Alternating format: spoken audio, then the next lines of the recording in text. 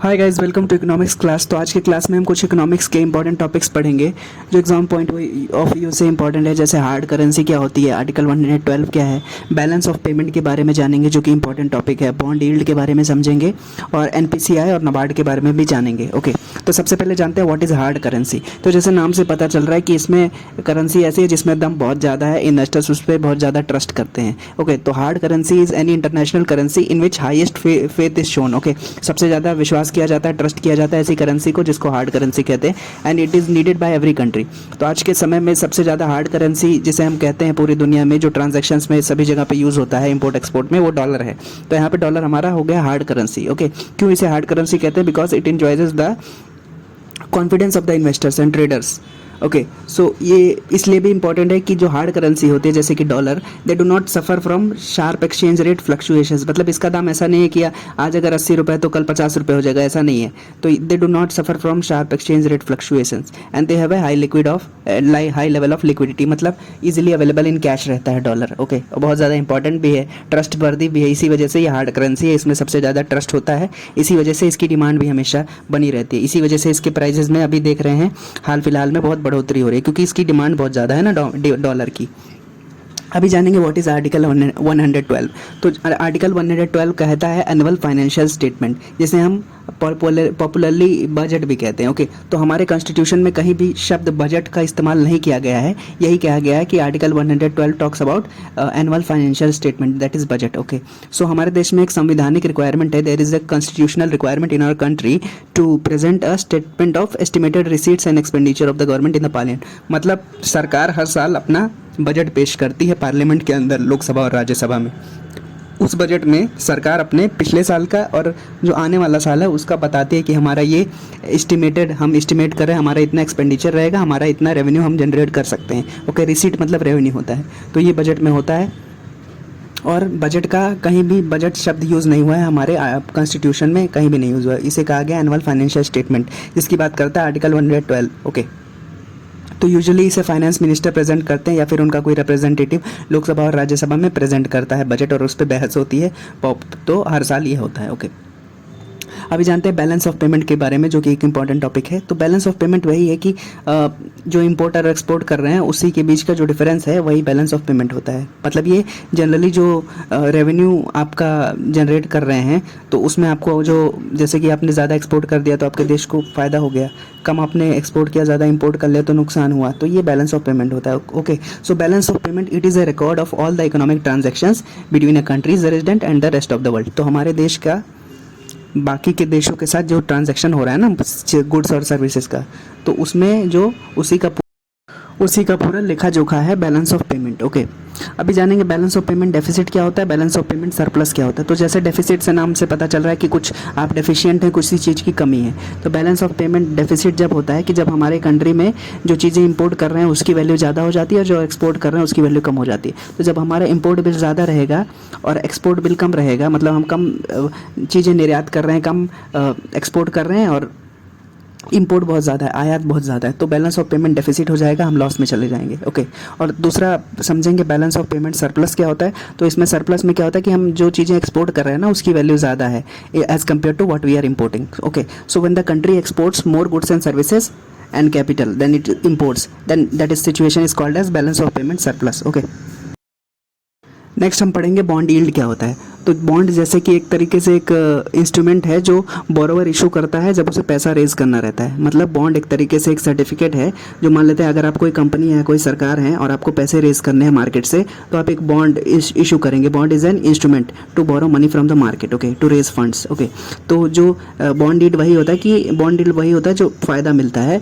Investor को। मतलब मैं कंपनी हूँ, मुझे पैसे की ज़रूरत है मान लेते हैं, और तो मैंने बॉन्ड इशू किया और आप इन्वेस्टर हैं, आपने इन्वेस्ट किया, तो आपने मान लेते हैं 100 रुपये मेरी कंपनी में इन्वेस्ट किया, मैंने आपको बॉन्ड इशू किया, तो आप जब वो मैच्योर होगा बॉन्ड तो मैं आपको कुछ इंटरेस्ट दूंगा, मतलब प्रिंसिपल अमाउंट तो दूंगा 100 रुपये, साथ में कुछ इंटरेस्ट दूंगा। तो वही जो इंटरेस्ट होगा, जो फ़ायदा होगा, वही होगा आपका बॉन्ड यील्ड। ओके, तो bond yield is the return and investor gets on bond. Okay, और government security, that is called as bond yield, जो आपको फ़ायदा मिलेगा interest in addition to principal. Okay, so there are various factors which affect the bond yield. बहुत सारे factors हैं जो आपके इंटरेस्ट को, जो आपके फ़ायदे को, अगर आप इन्वेस्ट कर रहे हैं, अगर आप एक इन्वेस्टर हैं, बॉन्ड में इन्वेस्ट कर रहे हैं, तो आपके जो यील्ड है, आपका जो फ़ायदा है, उसमें उसको बहुत सारे फैक्टर्स अफेक्ट कर सकते हैं।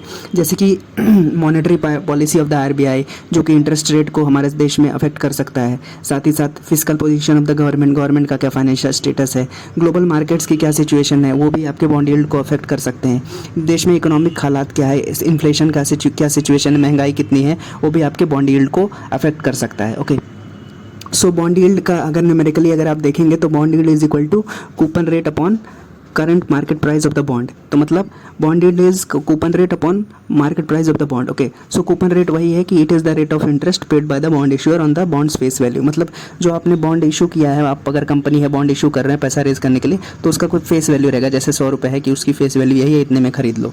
ओके, और कूपन रेट वही है जो इंटरेस्ट मिलता है इन्वेस्टर को। तो coupon rate is the interest rate of interest paid by the bond issuer, okay, on the bond's face value. तो जैसे हमने देखा कि bond yield is equal to coupon rate upon current market price of the bond. तो जैसे इसका क्या मतलब है कि बॉन्ड यील्ड का मार्केट प्राइस से, मार्केट प्राइस ऑफ बॉन्ड से इन्वर्स रिलेशन है। मतलब जैसे जैसे बॉन्ड यील्ड बढ़ेगा वैसे वैसे मार्केट प्राइस ऑफ बॉन्ड घटेगा। Okay, so a rise in bond yield leads to decrease in price of the bond, जैसे हमें डेफिनेशन से पता चल गया है। ओके, सो जैसे जैसे बॉन्ड यील्ड घटेगा मतलब बॉन्ड का मार्केट प्राइस बढ़ रहा है। तो जब बॉन्ड का मार्केट प्राइस बढ़ेगा तो इन्वेस्टर्स को फायदा होगा and there will be profit for the investors. Okay, so अभी जानेंगे हम एनपीसीआई के बारे में। तो एनपीसीआई है national payments corporation of India. तो ये एक अम्ब्रेला ऑर्गेनाइजेशन है हमारे देश के अंदर। इसके अंदर बहुत सारी ऑर्गेनाइजेशंस और आती हैं। सो इसका काम क्या है, it operates like retail payments and settlement systems of the country. मतलब हमारे देश के अंदर जो बैंकिंग की सिचुएशन है उसमें जो रिटेल पेमेंट्स और सेटलमेंट सिस्टम्स को मैनेज करता है ये एनपीसीआई। ओके, तो इसका हेडक्वार्टर है मुंबई में, जो कि फाइनेंशियल कैपिटल है हमारे देश का। एनपीसीआई का फाउंडेशन हुआ था 2008 में और इसके फाउंडर्स हैं RBI, reserve bank of India, और इंडियन बैंक्स एसोसिएशन, इसके फाउंडर्स हैं। तो section 8 of the companies act 2013 and section 25 of the companies act 1955 apply करते हैं इस एनपीसीआई को। ओके, सो अभी हम जानेंगे दूसरा इंपॉर्टेंट बॉडी है जो कि नबार्ड। नबार्ड का फुल फॉर्म है national bank for agriculture and rural development. तो इसका काम क्या हुआ था, इसका इस्टेब्लिशमेंट हुआ था कि डेवलपमेंट असिस्टेंस और पॉवर्टी एलिवेशन के लिए। तो ये हमारे देश में ये भी एक डेवलपमेंट ऑर्गेनाइजेशन है, इंस्टीट्यूशन है, जो पॉवर्टी को एलिवेशन करने के में काम आता है। ओके, सो इसका इस्टेब्लिशमेंट हुआ था 1982 में, 12 जुलाई 1982, under the prime ministership of madam Indira Gandhi. तो इन्होंने इसका इस्टेब्लिशमेंट किया था। So NABARD started with initial capital of 100 crore. 100 crore से इसकी शुरुआत हुई थी। डेवलपमेंट असिस्टेंट देना था। Okay, so it was established for agriculture and rural development. It is headquarter in Mumbai as per NPCI की तरह इसका भी हेडक्वार्टर मुंबई में है नबार्ड का। और इसका एस्टैब्लिशमेंट हुआ था, रिकमेंडेशन आई थी शिवरमन कमेटी की। शिवरमन कमेटी ने रिकमेंडेशन दिया, उसके रिकमेंडेशन पे नबार्ड का फॉर्मेशन हुआ 1982 में under the prime ministership of madam Indira Gandhi. Okay, so NABARD क्या है, ये एक एपेक्स बॉडी, एक टॉप इंस्टीट्यूशन है हमारे देश में, which looks after the development of cottage industry, small scale industry, village industry. So इन सब इंडस्ट्रीज के डेवलपमेंट को देखता है NABARD. Okay, so NABARD directly fund available नहीं कराता है। तो जो क्रेडिट होता है that is dispersed by the state cooperative banks and regional rural banks. मतलब नबार्ड अपने आप से, अपने हाथों से कोई लाइक असिस्टेंस नहीं देता है, फंड नहीं देता है, लेकिन अपने थ्रू कराता है। किसके थ्रू कराता है, स्टेट कोऑपरेटिव बैंक्स और रीजनल रूरल बैंक्स, जो गाँव में ग्रामीण बैंक होते हैं उनसे ये असिस्टेंस कराता है। ओके, सो इसका एस्टेब्लिशमेंट हुआ था। इसका फंक्शन है कि providing finance and refinance for production and marketing in rural areas. अपने हाथों से नहीं कराता है, आरआरबीज के थ्रू कराता है और स्टेट कोऑपरेटिव बैंक के थ्रू कराता है। ओके, सो इसका क्या काम है कि promoting research in agriculture and rural development और पॉवर्टी एलिवेशन के लिए काम करना, डेवलपमेंट असिस्टेंस देना। तो ये पूरा फंक्शन है एनपीसीआई का और नबार्ड का। Okay, so these were the few things in today's class. I hope you understood it. If you have any doubts you can ask in the comment section. Thank you so much for watching. Bye bye.